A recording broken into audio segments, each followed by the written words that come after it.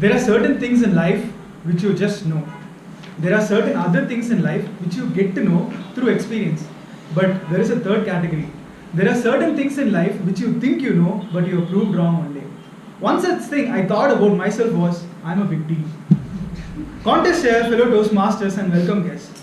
Right from a very young age, I just thought marriage will just happen. Let us face it, who will not want a piece of this? I mean, I'm easily 6 foot tall, I'm fair whenever I stand under the tube light, and I'm a decent musician, and most importantly, I'm a Toastmaster.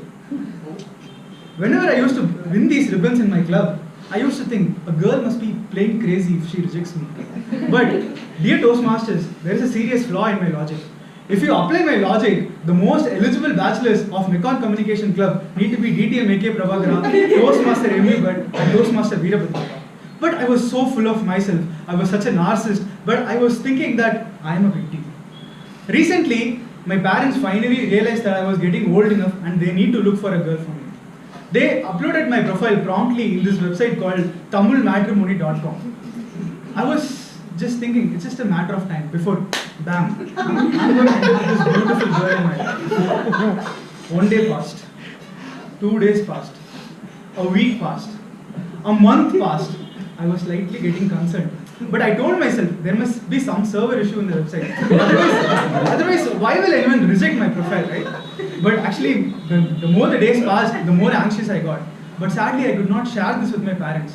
Because when they asked me if they can upload my profile, I was acting all good. It's your wish. If you want, you can upload. I'm not very keen. Now, if I go and ask them what happened, they will be like, you said it's your wish. Why are you suddenly acting all interested? So I was feeling very lonely. But one fine day, a lovely thing happened. A girl's profile matched.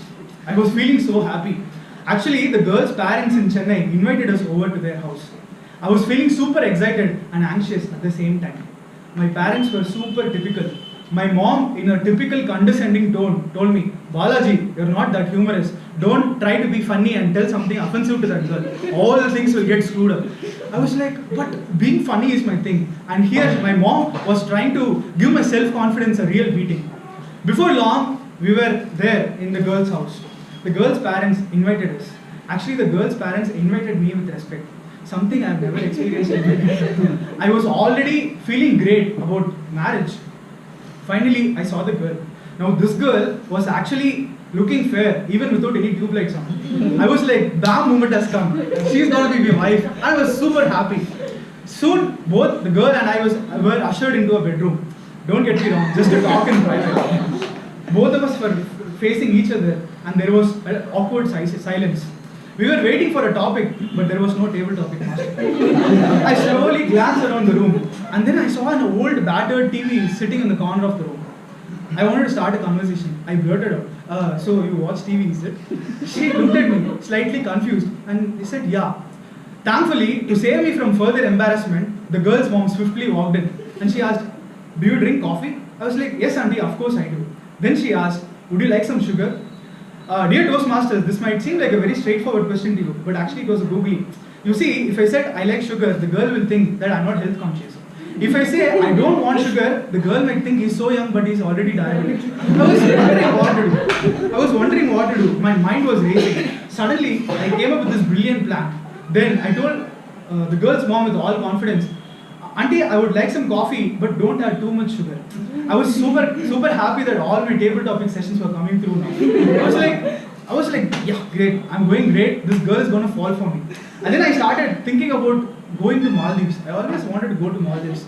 And it's going to be a great time. Then I thought, like, it's going to cost a lot. Should I ask for money from my parents, or will the girl's parents be magnanimous enough to fund for the trip? Suddenly, the girl pulled me back to reality. She told me, actually, it's getting a bit late for my office. Will it be okay if we chatted over phone sometime later? I was slightly surprised. I could not process what was happening. To give you a context, I had taken a day off in office, travelled all the way from Bangalore to Bangalore airport and swiftly to Chennai just to meet this girl. And she's saying, actually, I'm getting late for office. Suddenly, again, I was interrupted by the coffee. To tell you the truth, I should have actually had it with some more sugar. It tasted horrible. I was feeling so bad that I didn't ask for more sugar. I quickly gulped the coffee even though it was so hot. I just wanted to rush out of the place. Before soon, I was back in the car, driving back home with my parents sitting alongside me. They were asking 1,000 questions. Did you like her? Did she like you? Can we proceed with the alliance? What happened? What did you speak about? Blah, blah, blah. I was reminded of those school days when my father used to take the question paper out and ask me, what is the answer you wrote for this? What is the answer you wrote for this? I was feeling horrible. And slowly I told my mom, actually she was getting late for office. No, she's like, what to do? She's getting late for office, so she told me we'll chat later. Then my mom, being logical, asked, did she share her phone number with you? She's like, oh my god, yeah, that's needed, right? I told my mom, no, actually, she didn't share her phone number. The rest of the journey was in total silence. Dear Toastmasters, that day it dawned upon me that maybe the girl actually was not interested in me. I was actually not a big deal, maybe. Next day, my sister called me. She wanted to know how my alliance meet was. How could I tell her that I didn't even match 50% of the project guidelines and I had to repeat the project again with a different evaluation? I was pretty sure that she's gonna come up with some snide remarks and make me feel even more worse. But she told me the most amazing thing. She told me, Bala, it's not really necessary that unity be a big deal for everyone around you. You just need to find that one girl who thinks that you are a big deal. You just need to find that one person whom you make feel special. Rest of the things will just fall in place. So dear Toastmasters, I would leave you all with the same thought. You need not be a great guy, you need not be a hero or a heroine to everyone around you. Just find that one person who makes you feel special. Till then, I will keep repeating my project. When that day comes, when the evaluator actually says you can move to the next step, I will come back again with a new speech. Thanks a lot.